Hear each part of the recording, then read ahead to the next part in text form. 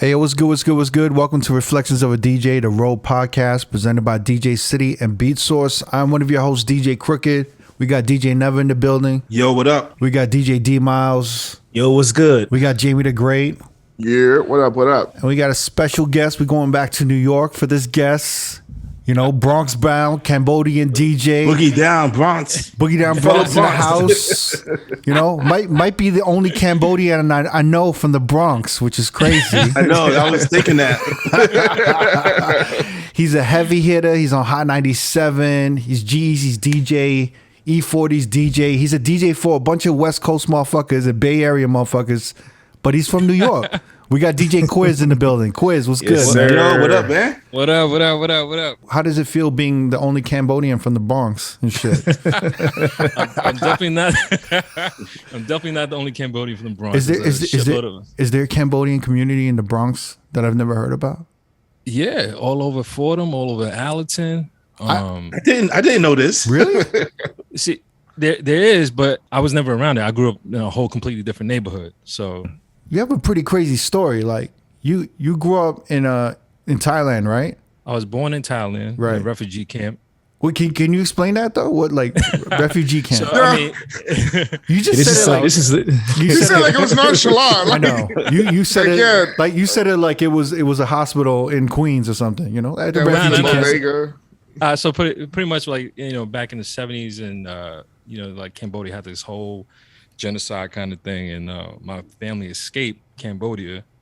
And when they got to the border of Thailand, which was like a refugee camp for all the everybody was fleeing, that's when I was born. And then I think 3 months or 6 months later, we moved to the States, to New York. So I pretty much lived in New York my whole life, but I was born in Thailand in a refugee camp. And there was like some type of civil war going on, right? Yeah, it was something going on. It was something civil war going on. I mean, the stories my parents would tell me is like vague in my mind now, but I heard thousands of war stories about that. You know what I mean? There's a whole bunch of us. That's why it's like when you say the you don't know anybody from the Bronx that's Cambodian, but it's like the huge population, right? Really? I mean, there was. Mm-hmm. A lot of it was on Fordham Road, like I said, Allerton Avenue, Zariga on that side. But a lot of people moved to like Lowell, Massachusetts, and the West Coast.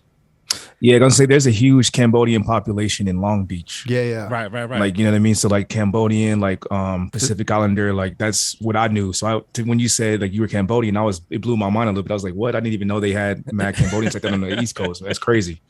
It's funny because growing up, sometimes like, they'd be like, "You Chinese or you Vietnamese?" And they're like, "Nah, I'm like Cambodian." They'd be like, "Oh, yeah, okay." You know what I'm saying? Like they didn't know what Cambodian was.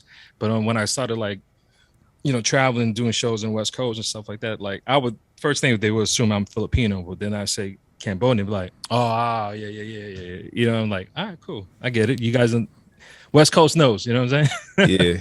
It's funny, like when you were growing up in the Bronx, like in New York, right? So like when I was growing up, like it was like Asians were never around. Like I was like maybe me and maybe like 10 blocks away or a block away was like maybe another Chinese kid. You know what I'm saying? But it felt like I was the only one. You know, is that how same thing here, right? Same thing here. So like growing up in 180th, it was whatever. It was like an apartment. A lot of the people who migrated here, whatever, they like a few apartments left over. They just put us in that building. And then when my father we moved to Boston Road. It was the projects, right? So we're the only Asian Cambodian family in a predominantly 100% black neighborhood. It was just us sticking out as a sore thumb. Besides like my family, I would never really around like a big Asian community, but I would always go to the function as a kid because my parents would drag me and stuff like that. But as I'm older now, I embrace it, as hell. It's crazy. It's so weird growing up like that, right? I just it is. Because like when I'm in a room full of like a lot of Asian people, I don't feel the most comfortable. I feel like I don't really know. Like I feel like wow, like this is crazy. Like it's overwhelming. But I also feel like a distance. Like I totally get it. Nah, it's the same thing with me. Sometimes like like I said, when I'm around like just family is fine. But then when I go to like a setting or a club and I'm like a room full of Asian people and I'm like, all right, this is different. You know what I'm saying? But I could get down. You know what I mean? Yeah. So never wait. You met Quiz first, right? You met him at Light here in Vegas, right? Yep, exactly. Yeah, like maybe it was 2 or 3 years ago. I would say like 2018. Yeah, like exactly. That. Yeah. Oh, wow. What was Yeah, I that? just joined Scam also, right at the time. Yep, I just recently got on Scam. I think that year. Man, because I was like, yeah, who's this guy, man? Who's this guy I'm opening for now? And I'm like, all right, he's cool. He's cool. He's from the Bronx. He gets a pass, you know. Exactly. Like, you I for the appreciate Bronx? All right, man. You good, man. Now, because I remember Nev hit me. He's like, yo, you know Quiz? And I'm like, nah, I never, I don't know Quiz. And he's like, from New York? I'm like, from New York? I'm like, nah, like, I never heard and shit like that. And he told me you did Light. He said you killed the shit. You know what I'm saying? I appreciate it. No. I appreciate it. And I was wondering, like, was that your first time in Vegas, kind of spinning or nah? Solo wise, yes. I've been in Vegas like 2017, 16 when G had a residency at Dre's when it was early on, and we did that a few times and stuff like that. So, but solo gig, I mean, Light was the shout to John Petty, man. Yeah. Oh, shout to yeah, John he's the Petty. one. He's the homie, man. That's Yeah. another New York. That's a New York head for real. Queens. Yeah. That's my guy. Wait, so I got to get this out the way because I'm so curious. All good. You're G-Eazy's DJ, and I think you DJ'd for E40, right? I DJed for E40 a couple times. I did one full tour with him, and I filled in like a couple shows here and there. So- Predominantly G's DJs though. G-Eazy. How did y'all link up, and how do you become G-Eazy's DJ when you're in New York and he's in the Bay? Like there's so many DJs in the Bay. Why did he pick Quiz from? I know there's so many Bay Area DJs that are hating too, right? No? They're like, right now, they're like, oh, crooked. Like, how the fuck did that happen? Yeah. I mean, I hope there's no hate. I mean, it's just. No, I'm sure. I mean, long story. Nah, I'm sure it's hate. I'm sure they hate you Oh man, here because you go. G-Eazy is This so. is They're burning their Yankee hats. Just hearing this shit. No, he's so Bay Area. He's so bad. Yeah, he's probably one of the biggest artists from Bay Area right now out. So And- that's what I'm saying. And then Bay Area DJs are so proud to be Bay Area DJs. You know what I'm saying? Like, and the Bay Area music is so like, it's so like Bay Area. You know, it's like it's this whole nother world. So then him picking a New York DJ, From the Bronx. You're from the Bronx, Not even New York, for the Bronx. who's Cambodian. Oh my god. I just want to rub it into the Bay, just like a little bit. Nah, it's, Like, I yeah. have 1000% respect for the Bay, man. Like, I mean, long story short, I was working at Hot 97. Yeah. I was like 2010 ish, and I was blogging for the station for the website. I was working for Enough, and his stuff came across my plate, and I was like, "Yo, this kid got it. This is like slick back Gerald, like fresh. Like nobody really knew him, but he like his videos had like 5 million views already." And I was like, "Yo, like enough, yo, you got to interview this kid." So I emailed him. Literally, I went to his website, G-Eazy.com. Emailed him. I was like, "Yo, my name is DJ Quiz. This is what I do. I'm at Hot 97. Blah blah blah blah.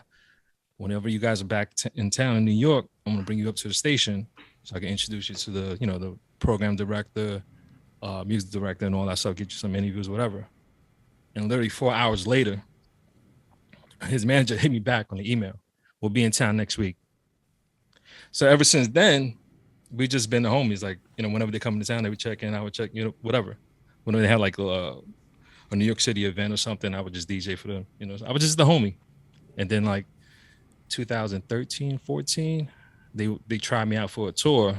It's like, and G was like, "You want to come on the road and never go back home?" I was like, "All right, let's go." And we've been on the road like ever since like 2013, 2014. And like the first tour I went on with him was the Drake versus Lil Wayne run. Wow. Oh yeah, because he was being represented by Drake's old manager Cortez, right?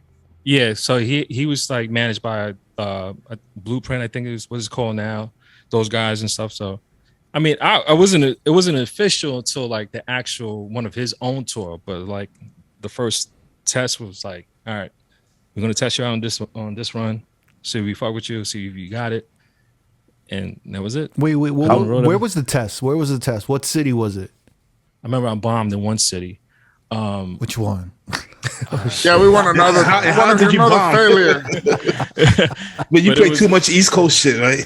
Nah, it's something like that. It was like a 4-city run. We did like a lot of the west and southwest states. It was like 4 or 5 cities. Then we did like a local show in New Orleans and stuff like that. I think one of the shows, it was just like still new to his vibe, and I knew his music and all, but it was just like the chemistry wasn't quite there. And then I felt like he gave me like a wrong cue, and I dropped a wrong record. He just looked back and he just started rapping, right? He giving that look like, okay, you fucked up. All right, we'll just keep it going. Wait, so when you go on a tour with like G-Eazy, right? You're on tour, and so like, is he just calling audibles during the show, kind of thing, or do you have to kind of feel it out? Because like from an outside perspective, right? I would think like not me, but some random motherfuckers, right? They might think, you know, all you got to do is play G-Eazy songs.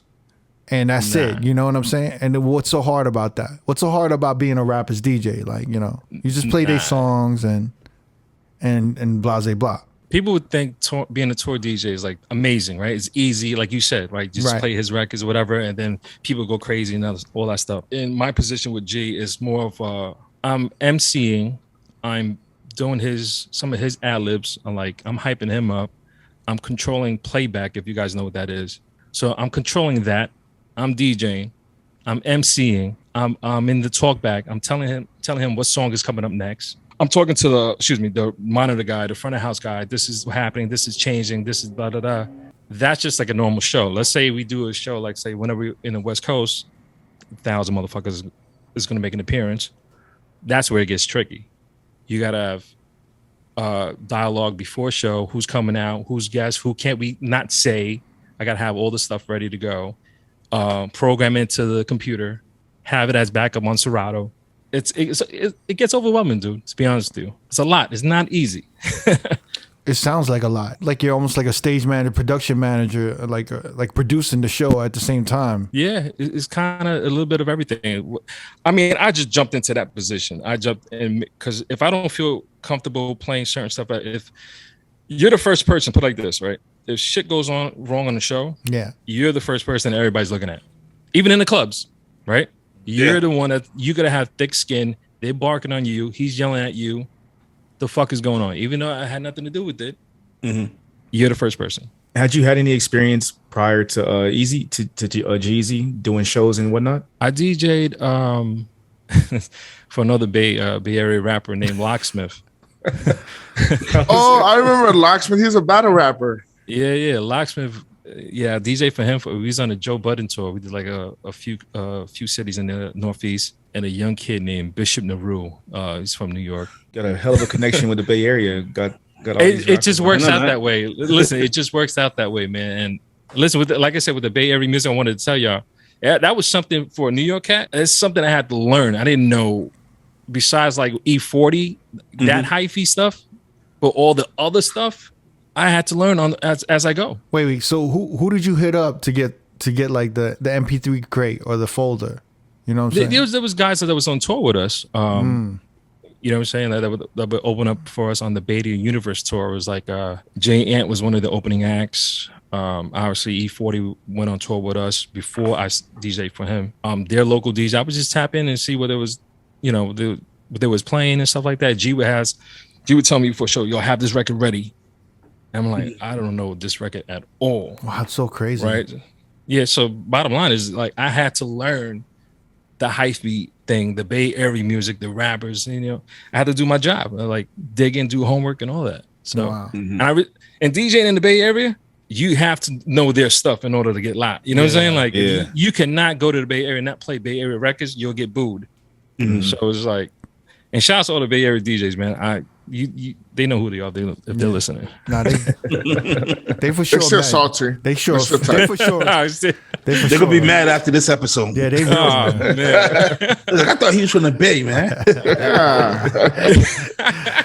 Nothing. It's from Hayward. But that's the funny thing. When I be on tour, everybody like, you from the Bay, right? I'm like, nah, I'm from New York, right? When I start talking, I say New York or certain stuff like, oh yeah, you definitely from the East Coast.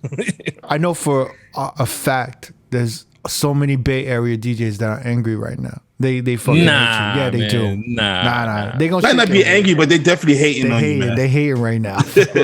Punching the air right now. Wait, so you're from Hot 97 though, right? You're like, you were working at Hot 97, right? You were doing all of this shit. You're like, that's epitome of New York DJ, right? New York hip hop, all of this shit. You got to go on tour. You got to go to New Orleans. Do you already know? Like, does someone pull you aside before you go on tour? That's like, yo, you got to get this music for New Orleans. When you go to Cali, you got to get this. Oh yeah, I mean, like I interned for DJ Enough. Right? He was like, yo, I'm not going to teach you anything, but I'm going to have you next to me everywhere I go. Being around him and learning from him, like he told me a story once that, and you guys should have him on the show too, man. I mean, we tried. That's D's boy.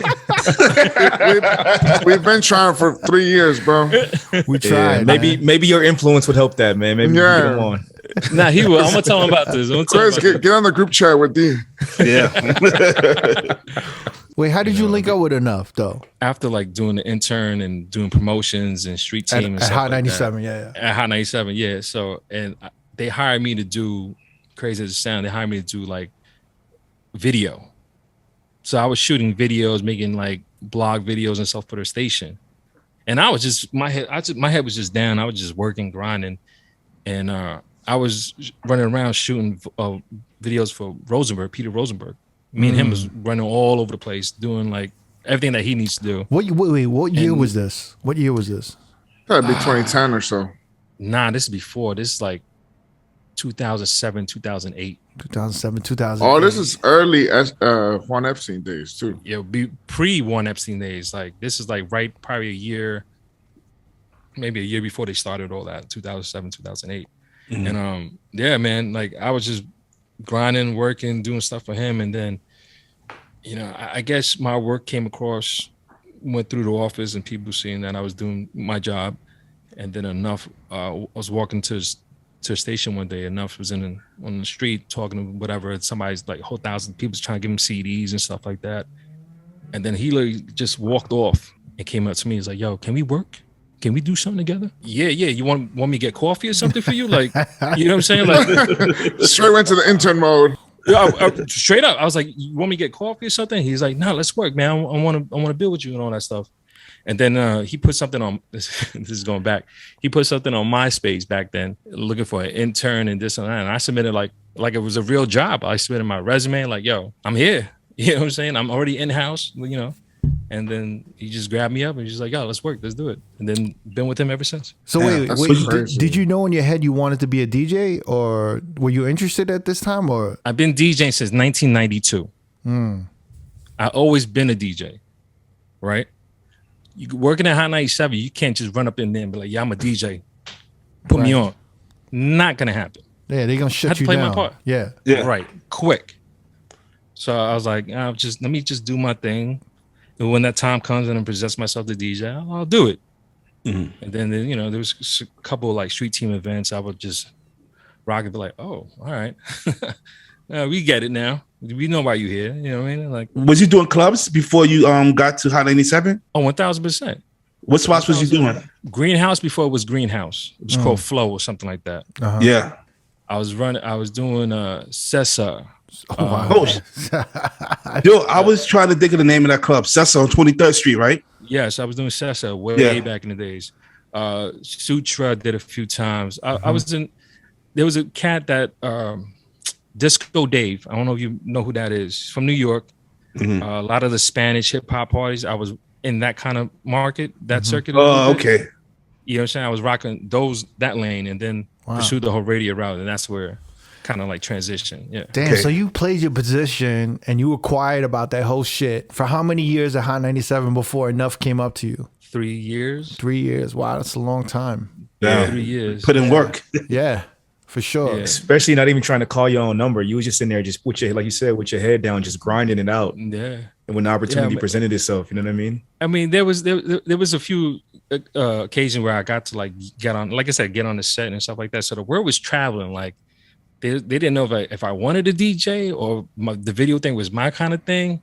Mm-hmm. You know what I mean? I had a game plan. Listen, we all have a plan. Like, listen, I'm gonna use this to get in, right? Then I'm gonna show them what I could really do, Right. and that was that. I feel like that's also like when you're like the only Asian dude in like a black or Puerto Rican neighborhood, you kind of got to always prove yourself, and you can't be loud. You're gonna get fucked up, right? So like, it's kind of it's kind of like the same way I move, where it's like you kind of just like play your position, you work hard, you know, and then when it's people just start respecting you, and they're just like, oh, he's not, you know, he's not feeling himself. He doesn't do anything extra, and it's kind of how you got to move when you in those neighborhoods too. It's like you can't really do nothing extra. You just got to like kind of do your thing, and motherfuckers just start respecting you, like. Right, and you doing your shit, yeah. I think. I mean, being like I said, like you hit it right on the nail, man. Being Asian and being in DJing and hip hop stuff like that, there's so much. It's not like our back is against the wall, but coming from where I come from, it's like I always got to prove myself. You know what I'm saying? Like it's every day, even till now. You're just like, all right, what's next? All right, what other door I got to beat down and just to kick down or walk through that? You know what I'm saying? So it's fine. It's part of the game. It's part of the nature of it. So yeah. It's good though, man. So like, you hooked up with Enough. He saw your work ethic. Probably saw like, yo, this is a good dude. He's putting in his work. 3 years, and then, so like, you became a heavy hitter. So I got so many questions about heavy hitters though. So oh yeah, because that was a fucking goal, I think, for my generation. Is either get on Scam or become a heavy hitter. Even on the West Coast, you guys wanted to be heavy hitters? Yeah, because Felly fell. Yeah, and like growing up, Power 106 was king of radio. So, and at the time, it's even still Felly Fell has been a staple, and he always had that heavy hitter drop. But heavy hitter, sucker, that shit. Even me and Jamie was talking about earlier. He been doing that drop for 15 plus years. So it was like, oh, what is heavy hitters? Oh, that's what you want to be like. It was always something in the back of our generation's head that a heavy hitter was like, you kind of made it. You know what I mean? If you became a heavy hitter. No, I didn't know that about the West Coast. That's crazy. Yeah, bro. We looked up to all that shit, like Enough, Camilo, all those guys. Like, and then Felly Fell was our guy, and he was like the biggest shit during fucking like traffic jam hours. So you would hear that drop every time. And then the crazy thing is that I feel like heavy hitters would get the exclusive remixes all the time. So you would hear the remixes and then at the end be like, heavy hitters, sucker. Yeah. So it's a little different. Yeah. Wow. That's great. Yo, being on Hot 97, because there was the Big Dog Pitbulls, right? That was Funk Flex's crew, right? That was his. Yeah. Yes. Yeah. Big Dog Pitbulls, that was a record pool as well, right? Pretty much. Yeah, it was. Was there was there a little static between Enough heavy hitters and Big Dog Pitbulls or not? Was it? Because I know when Enough was popping, like when he was popping, it was like he was coming after Flex's position a little bit. Because everyone's like, yo, I remember in New York, they were like, yo, man, I like Enough spinning. Like, I like his mixes better than Flex and all of this shit. I remember that a little bit in New York before I left for Vegas, a little bit. I mean, when I was there, this is early on. I mean, it was more like there's two crews, right? It's competitive. I don't think there was beef or nothing like that, but it was just like, all right, this click and that click. So at the station, I felt like it was more clicked up kind of situation. You know what I mean? Like either you ride it with them or you ride it with us. You know what I'm saying? So it was just like, and then that heavy hitter, going back to the heavy hitter things, that was a DJ goal for any, you know what I'm saying? Like if you grew up listening to radio, you grew up listening to Camelo Enough, like you hear that stamp, be like, damn, you see the flies, you want to be down with them. So that was like a personal goal for me. So I was like, heavy hitters all day for me, if I can get on, you know what I'm saying? So when that opportunity came to work in intern, I was like, man, I'm going to do whatever I got to do to get this stamp. You know what I mean? I'm not going to let this shit go at all. You know what I mean? Mm-hmm. So but being at the station. Yeah, go ahead. Sorry, go ahead. No, I'm saying we're being at the station, but there was no beef in my eyes. It was just everybody's just competitive. You know what I'm saying? It's the nature of it's the DJ game. You know what I mean? Like, yeah. So how do you get approached to be a heavy hitter? How did you get like a letter? Does a messenger come over and give you like an envelope? Gotta get recruited. Like you get recruited? How does that work? Like I in my mind, I'm kind of thinking like, you know, the gangs when they do those beat downs, do you walk into a room? You walk down the hallway, they just jump you in. Yeah, there's like you walk in a room and like Enough and Fat Fingers and Camilo just like beat the shit out of you, and then afterwards they give you a hug, and they're like, yo, you a heavy hitter?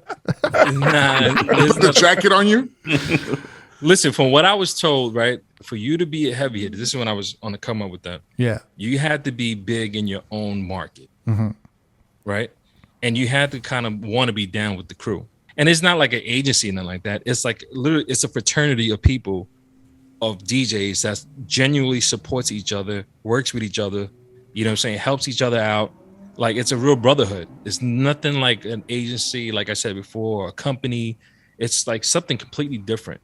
You know, even to get down, you still had to do a lot of work. You had to be big in your own lane, per se. You know what I mean? Like for me, I was all over the blogs, right? During the blog era. So you figure that's like what, 2009-ish to 2000, whatever, you know what I'm saying? So I did these little viral interviews with everybody, you know what I'm saying? And that kind of was like different from the other DJs. Everybody just wanted to rock the clubs, you know what I'm saying? And try to get on radio, this and that and the third. I was like, all right, let me do this, right? This is probably the good introduction to like the new wave of hip hop, or the new, what's going to be popping for the next 10, 15 years to come. And sure enough, it was, you know what I'm saying? And that just stuck out to enough. And I think him seeing that work ethic and all that, and everybody else from the crew seeing that, it was like, man, and Quiz really brings something different to the table.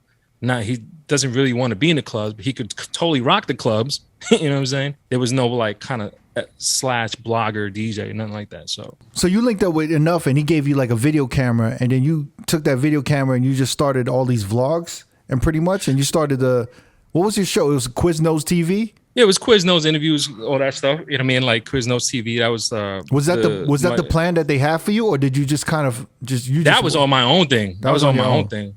So what I came to Enough was like, listen, this is the beginning of the whole blog stuff. I was like, yo, E, you need a blog, right? There's no big DJs doing this. Yeah, because that's when all the blogs was like popping. I think 50 Cent, was this when 50 Cent had one? And this is 50. Funk Flex, Funk Flex, right?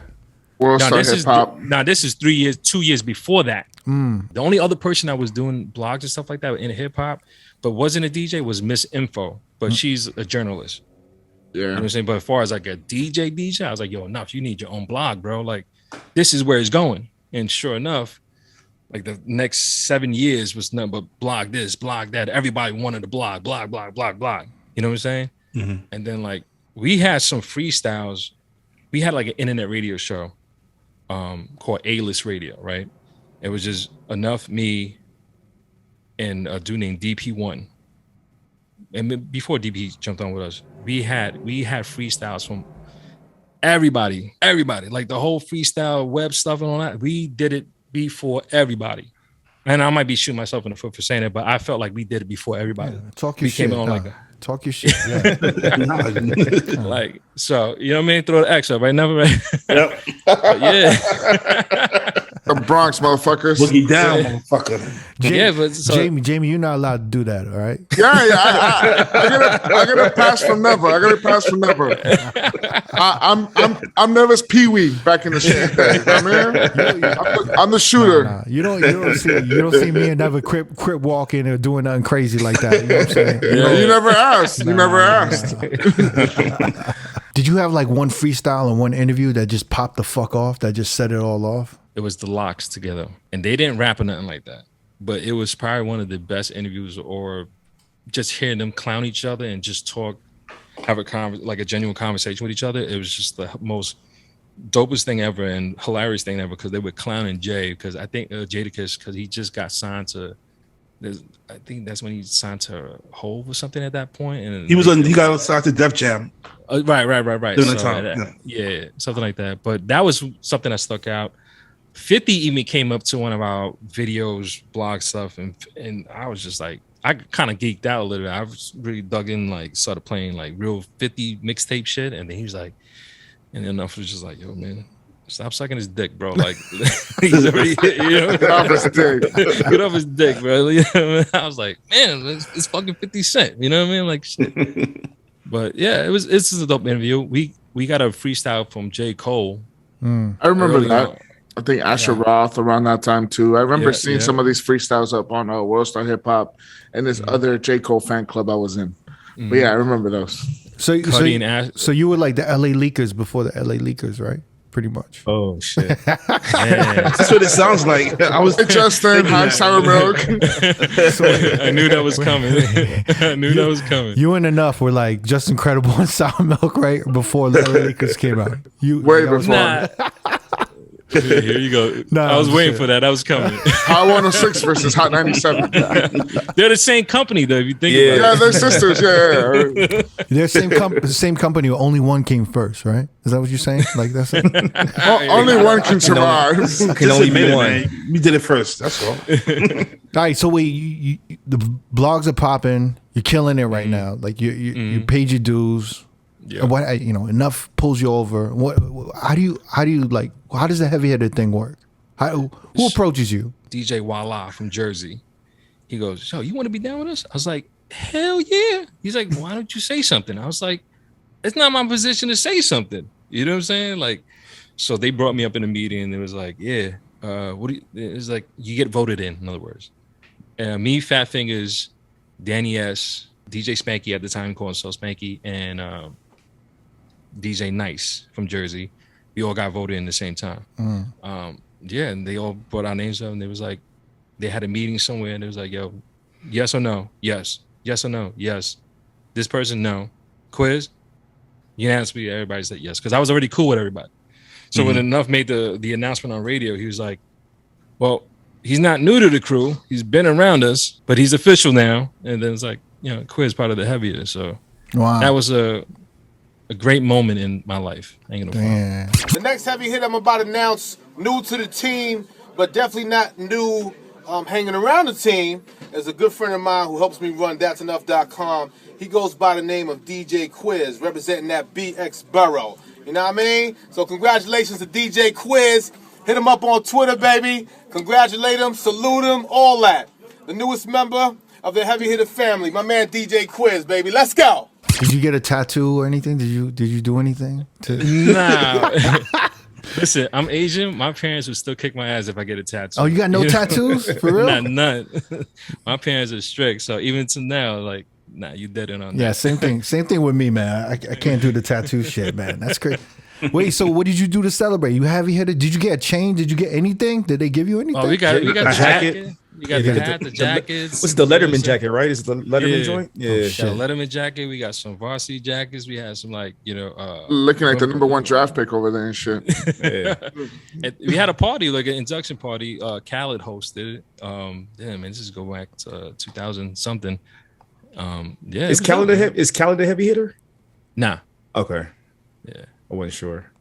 Wow, that's crazy. Yo, every year it passed by, you didn't get inducted into this crew. Did you get like upset? You're like, fuck, maybe next year. I'll tell you a God honest story, right? I don't think I would have told a handful of people. When the station put on the new wave of DJs, right? Younger guys, right? And I was there. I was working. I'm editing commercials. Who was the DJs? Voila, Spinfo, Young Chow. Young Chow. Yeah, he's a Caribbean DJ. Okay. DJ Young Chow. If that was Asian, I would have been like, yo, Young Chow. Well, I never heard of Young Jamaican, Chow. like, yeah, okay. Yeah, nah, he's a big Caribbean DJ, and DJ CeeLo. And I remember like, man, I want to get that announcement, you know what I'm saying? I want to get put on. And I was just like, I was happy for the guys. I was like, man, I never stressed it like, yeah, I want to be down, but in the back of my heart, I'm like, fuck, man, I should say something. I want to, you know what I mean? Like, I gotta let it be known I want to be down with the crew. I was just gonna ask, now that you've been on and you're a vet, do you take part in the voting process? When it comes across my plate, yes. If they ask me and they give my opinion, for sure, 1,000%. I'd be like, you know, but there's other people that they put down, like I have no clue who they are, but they're definitely, you know, legitimate in their own right, but just you know, like from other states and other cities and stuff like that. But if they come across me and they ask you a question about a DJ and I'm cool with that, you know. I picture like a conference room, right? And motherfuckers with cigars and cognac. And like enough at the end of the table with like a gavel or something, right? You know, we got the new recruits and everyone's smoking their cigars and they're trying to figure it out. It's not like that though. It's not G like that. I mean, I'll let some suspicion be out there, but I'll keep it at that. Oh yeah. You know what I mean? Are these motherfuckers like meeting in front of a bodega, like sharing a chopped cheese and figuring that shit out over there? But it is a voting process, though. You know what I mean? You got to get voted in for sure. Yeah. I've always wondered, like heavy hitters, because I was like, is it a management company? Is it a crew? Or do they do bookings? Like, is it like, if you join the heavy hitters, what are the benefits? Like, outside of being part of this crew, are there resources? Is there things that like, you know, like, do you get hooked up or like, do you get looked at? Like, you know, I was just wondering, what are the kind of benefits of joining the heavy hitters? Things did change for sure once I got the stamp. You know what I'm saying? Like it's like you said, it's like joining a fraternity, right? You have access to stuff, you get information, you kind of, you know, you kind of moved up and leveled up. You know, in other words, you know what I'm saying? So, yeah, I mean, like. There's some perks. It's not a management company for sure. You know, it's nothing like that. It's really a fraternity. Like it's a bunch of brotherhood, sisterhood that just comes together, help each other out. You know what I'm saying? Like, trust me, I had to work harder to maintain the stuff that I was doing. It wasn't coming on my plate. You know what I'm saying? Like getting a stamp wasn't going to give you $1,000 a week or nothing like that.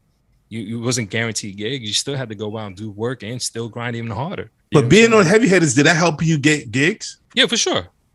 I was considered more in conversations, you know what I'm saying? But it's still like, if I would have flopped, you know what I'm saying? You still got to be nice. Right. You know what I mean? Like if I would have got a gig and I flopped, then it was like, all right, well, that's it, done. Move on to the next gig. You know what I'm saying? Yeah. But it's just like I said before, it's just fraternity. You get access to stuff, man. It's a group, genuine relationship with a bunch of people that just supports each other, man, front and back.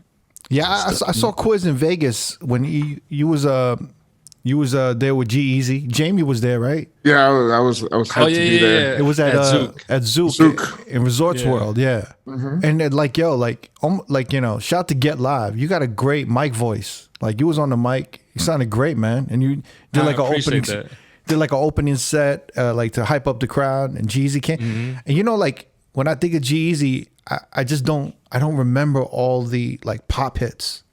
You know what I'm saying? Yeah.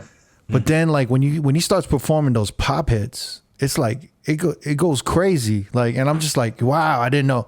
You know, there's all these like the whole crowd is like, it's, you know, the club's very mainstream, so they're singing the whole shit. And he doesn't do a short show. He doesn't do like 3 songs and get off. That motherfucker does like 40 minutes or something, right? It's a pretty long show.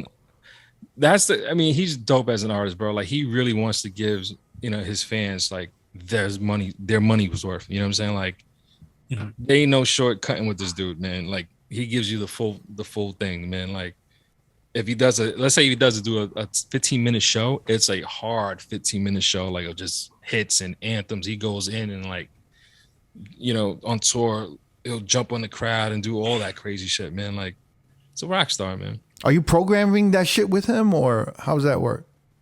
So, I mean, yes and no. Like I said, there's dialogue before, you know what I'm saying, what to expect and all that. Like right before the show, or like how does that happen? Nah, we will have like green rooms, and maybe, listen, before any tour, everybody, like, we will rehearse for like 2-3 weeks in advance. Like tech rehearsal with the lighting, time code and all that. And then is the actual performance. Dialing in, like, you know, steps and routines, and, you know, figuring out where my set is and whatever the case is, you know what I'm saying? So it's like 3 weeks or 4 weeks of preparation before the first show even starts. You know what I'm saying? Even with a nightclub performance, whatever the case be. With the whole Zook thing, we still like practice, rehearse like at least a week and a half before. So, you know what I'm saying? It's just, you got to be spot on, man, when you come to touring and doing these shows. But so I got a question. How does that work? It's like you being in New York and he being in the Bay. Do you have to fly out to the Bay ahead of time and rehearse, or does he come to New York, or how does that work? Yeah, wherever the rehearsal spot is, his drum is in New Orleans. Mm-hmm. His keyboard's from the South.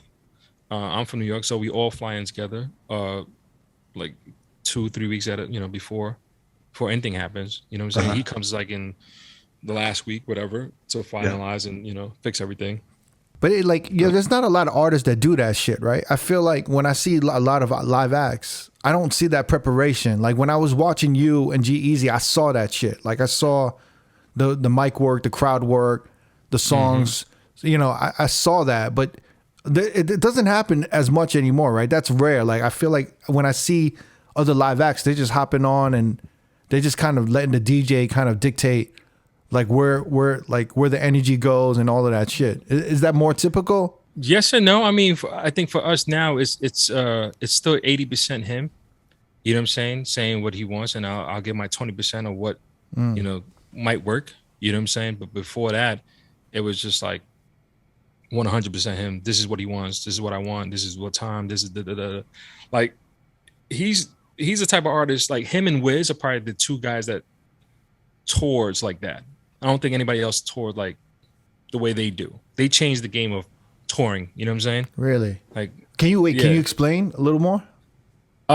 Like they go for long periods of time and the business behind it. I still don't know for how it generally all works, but like the way they have it lined up between the merch and the this and the that, you know what I'm saying? Like the deals that they create, whatever the cases may be, you know what I'm saying? Like at least, like I said, been on the road since 2013. We didn't really slow up until pandemic. Oh, shit. Think about that. So y'all had a 7-year run. We're just nonstop touring. Nonstop, yeah. It would be the States, then it would be the amphitheaters, then it'd be overseas. You know what I'm saying? Then it would be like overseas, meaning Europe. Then we'll go after that to come back home. Then we go to like Australia, New Zealand, run Hawaii and all that. So it's just like a full circle over and over again. So when the pandemic hit, were you like kind of relieved? Did you get like a break that you kind of wanted, or? Yes and no, because like my son was born. My first son was born in 2017, and that was one of our busiest years. So like 70% of the year, I missed his life. Wow. Oh shit. So like, like I was like, damn. And then my son, my second son was born like pre-pandemic, like December. So that year of 2020, I saw everything from the ground up, and I was like, man, I missed a lot the first year of my that's crazy. life. Was that kind of like a mind fuck though, a little bit? Like big mind fuck. I mean, like, but it's part of the job though. So like, let's say like if this is your livelihood, you gotta somehow block it out. Yeah. As a parent, you was like, yo, I gotta block this shit out. If not, I'm gonna be fucking depressed right before show starts. You know what I'm saying? And then, but that's part of the game. You know what I mean? It's part of your job. So realizing all the time that you could have spent with your first son, right? And then the pandemic, does that make you move differently like afterwards or not? It's just like yes and no. I mean, it makes me appreciate the time I do have at home. So I really be that stay-at-home dad when I'm home. You know what I'm saying? Taking the kid to school, taking them to karate, to swim class, and do all that daddy duty stuff. Because I know like when that time comes, I'll be out on the road for like months at a time. So it made you like appreciate that shit more. Yeah, 1,000%. Yeah, 1,000%. No, I was just going to ask. You said 2017 was one of the busiest years for you. Was that because that's the year that No Limit came out? And then also, when that song came out, how much did it change things for you guys? For sure, changed us. I mean, especially with the birth of Cardi B, the explosion of Cardi B. I mean, that just took us like that. I mean, not saying because of her, but like that alone was like that record was so impactful for radio, clubs, like everything. You know what I'm saying? That definitely for sure changed. So, I mean, I was just glad to be a part of that wave shit. Yeah. So I got a question. Why was Funkmaster Flex dissing G-Eazy? Man, I have no clue, brother. Like he was calling him out saying that he wasn't a real rapper, that he was. I can't speak for Flex, man. Flex is Flex, man. Flex is the god. Ain't nobody, you know what I'm saying? Like, I don't know. How did that make you feel? I didn't even know that happened. Yeah. How did that make you feel when you was on the station though? Like dealing with like hearing that shit. When that happened, I wasn't really employed by the station. I was still affiliated, obviously. I'm still affiliated, but it sucks. I mean, but what are you gonna say? Like, I did what I had to do. Like, yo, come on. You know, the station played the records. I pushed it. You know what I'm saying? It's just one man's views against another. You know what I'm saying? That's So you had to pull Flex aside and just talk to him a little bit, like. Nah, I never pull Flex over it. You're crazy. Well, enough pull him to the side, be like, yo. Not even that, dude. Like with the heavy hitters with the jacket. Yo, Flex, let me talk to you for a second. Let me talk to you. It's okay. Nah, I mean, that's Flex, man. You know, that's the GOAT, man. What you can say, like, he does what he wants. You know what I'm saying? Like, so when did the show start again for you guys? It was at the top of 2021 or summer 2020. You guys were doing shows here and there in certain cities. 2020, we were doing like virtual stuff. 2021, that's when we started doing like mid-year. That's when stuff started opening up. Oh wait, so 2020, you doing virtual shit? Yeah, we did a few virtual shows. Oh wow!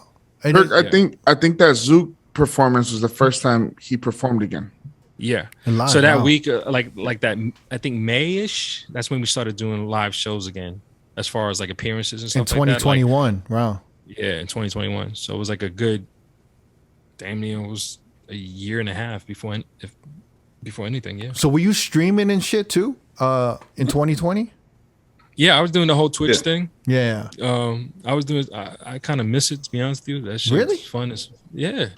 You was doing like five days a week, right?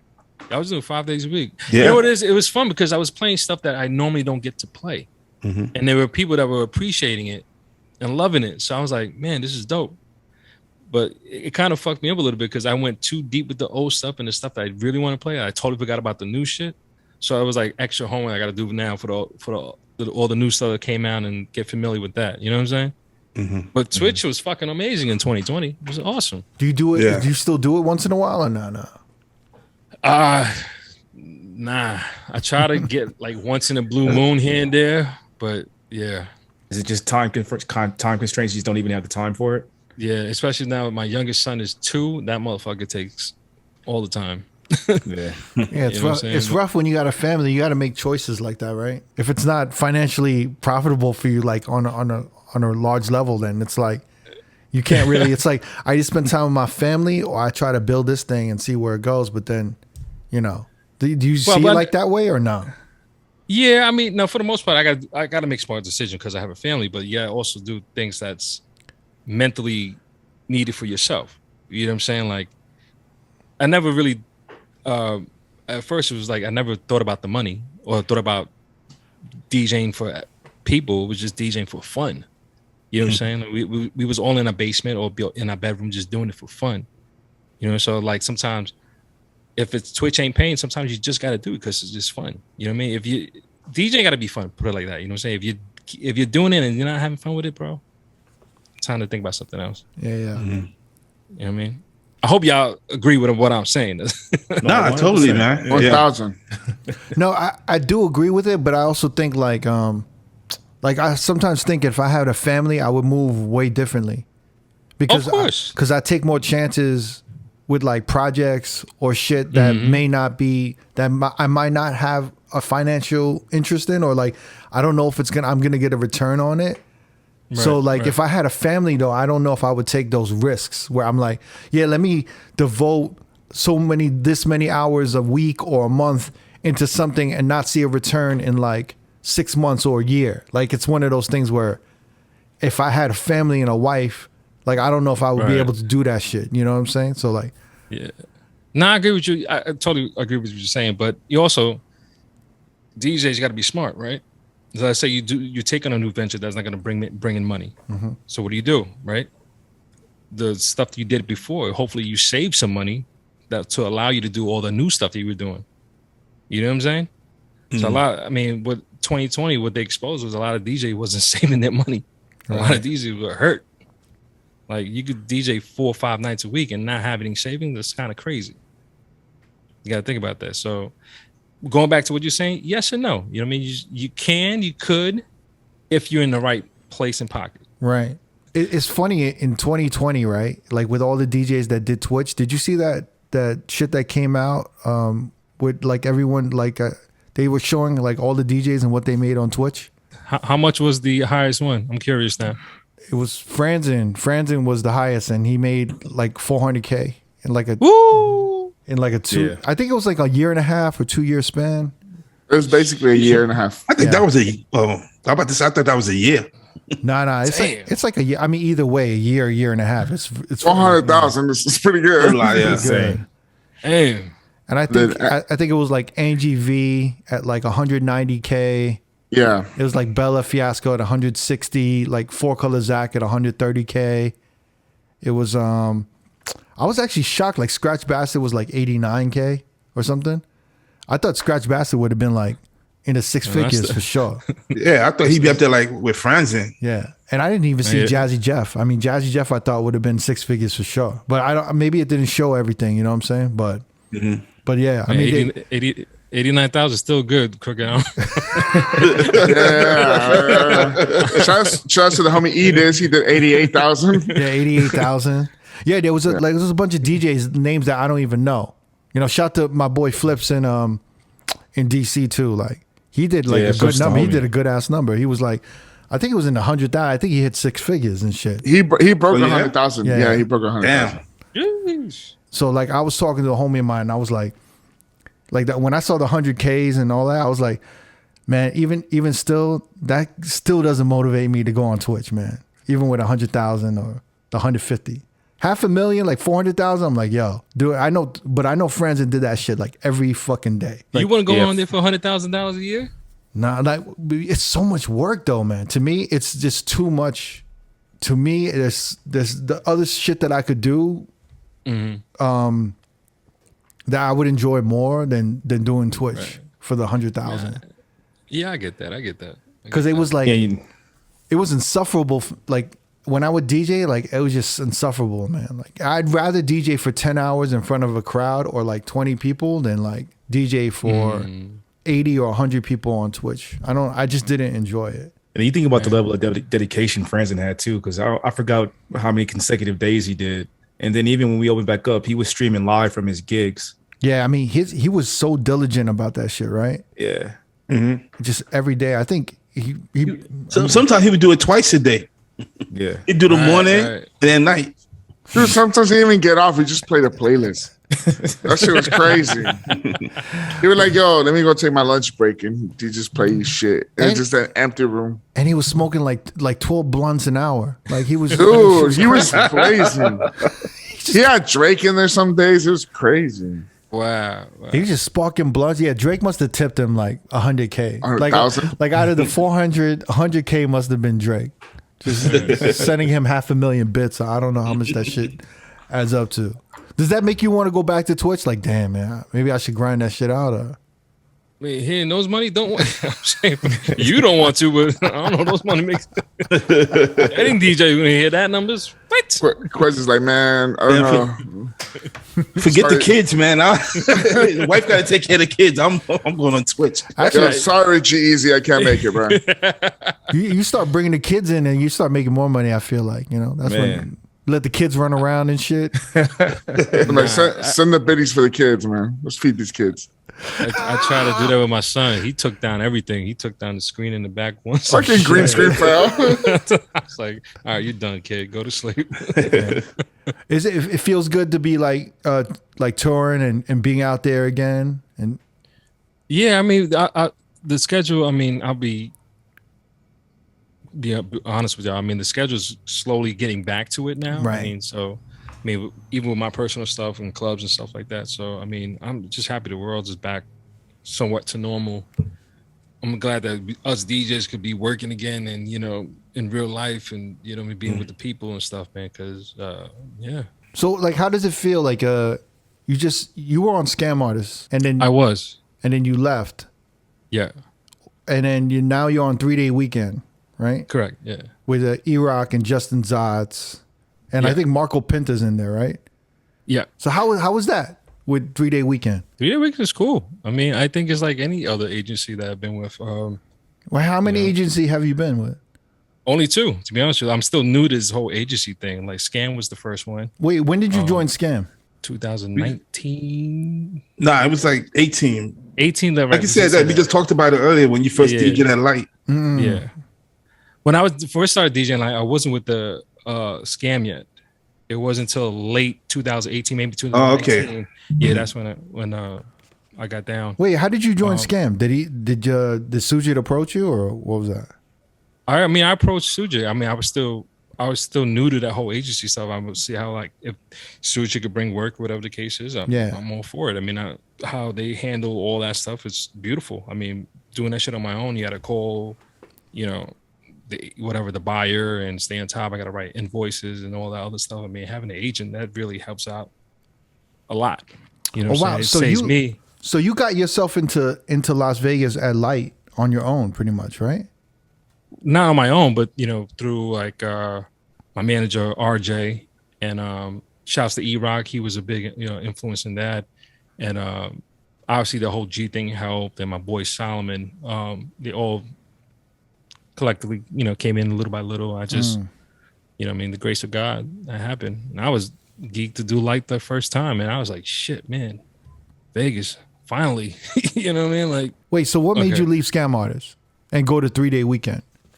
I just felt personally it was just a better business move to go with 3-day weekend. There was nothing against Scam or Suja, nothing like that. Was it your loyalty and allegiance to E-Rock to join 3-day weekend? I don't. Took you long enough to laugh, Chris. Jesus Christ. Listen, I knew this was coming. E-Rock, it was kind of the influence to that too. But like I said, there's nothing I can say bad about Suja. He's probably one of the best in the game. You know what I'm saying? But I just felt personally, 3-day weekend would probably benefit me more. Shouts to Zotz. I mean, I love Justin Zotz. Yeah, I love. Yeah, he's a good dude. Good dude. It's good to work with like a New York motherfucker too. Like he has that East Coast New York vibe. Yeah. Yeah. Like I said, I'm still kind of new to this whole agency. They're probably like 3 years with this already. Like, taking 2020 out the picture.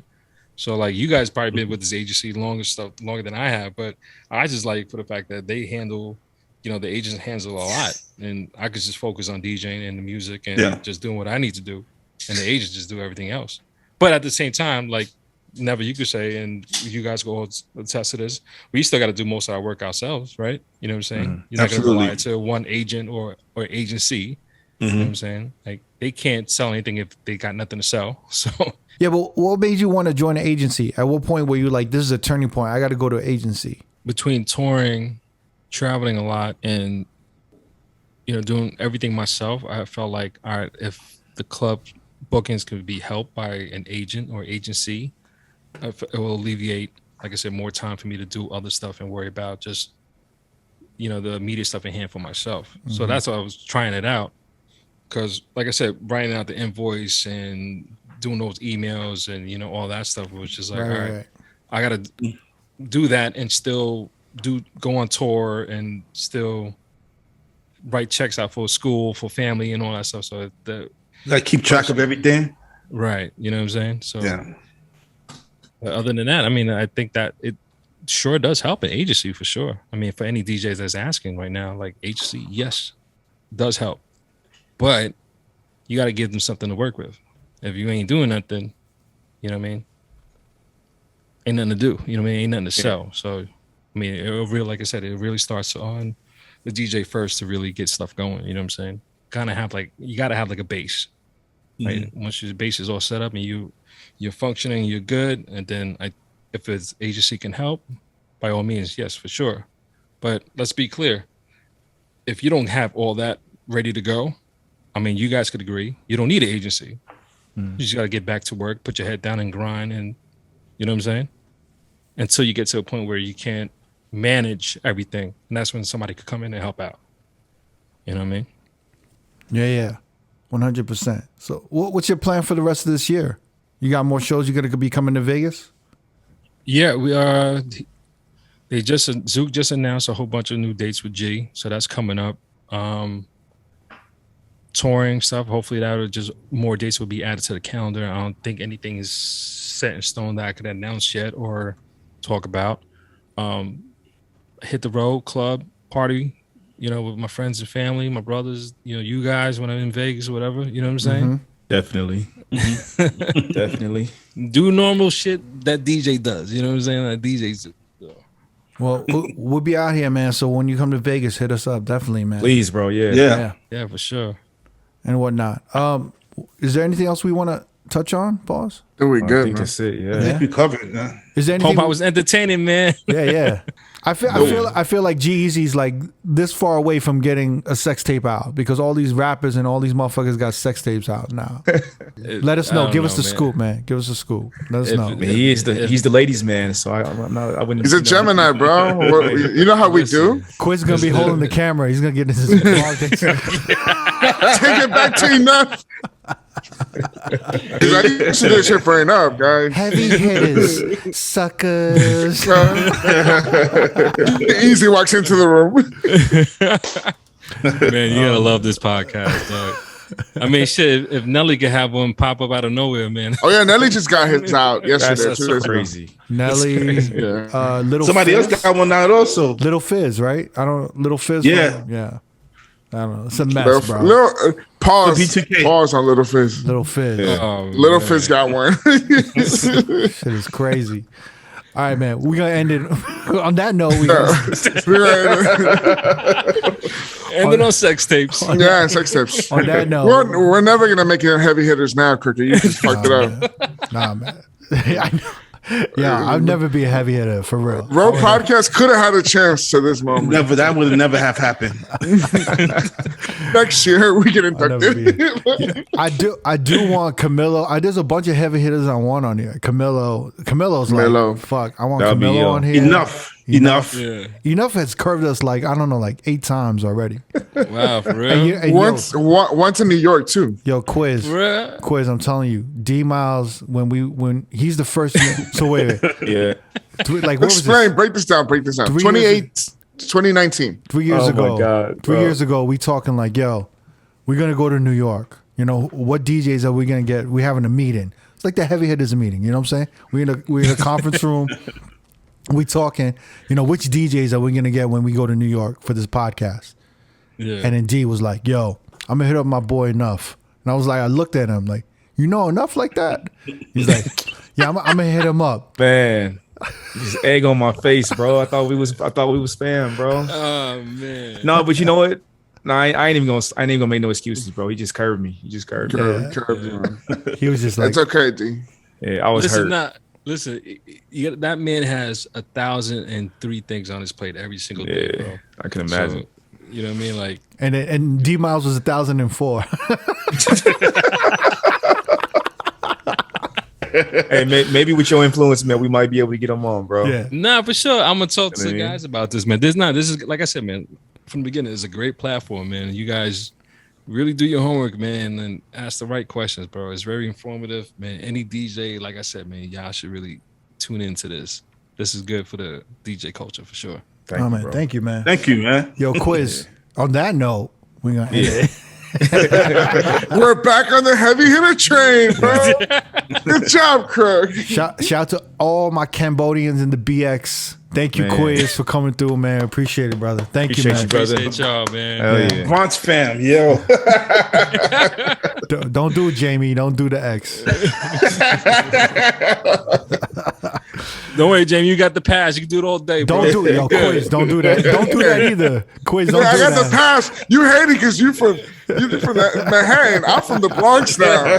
Don't do that. Don't do He's that. Tremont Street. I mean, All right, yo, we out. Peace. If you want to watch more episodes from R.O.A.D Podcast, click either links on the left or the right. Don't forget to subscribe to our YouTube page and get updated on new uploads throughout the week. Peace.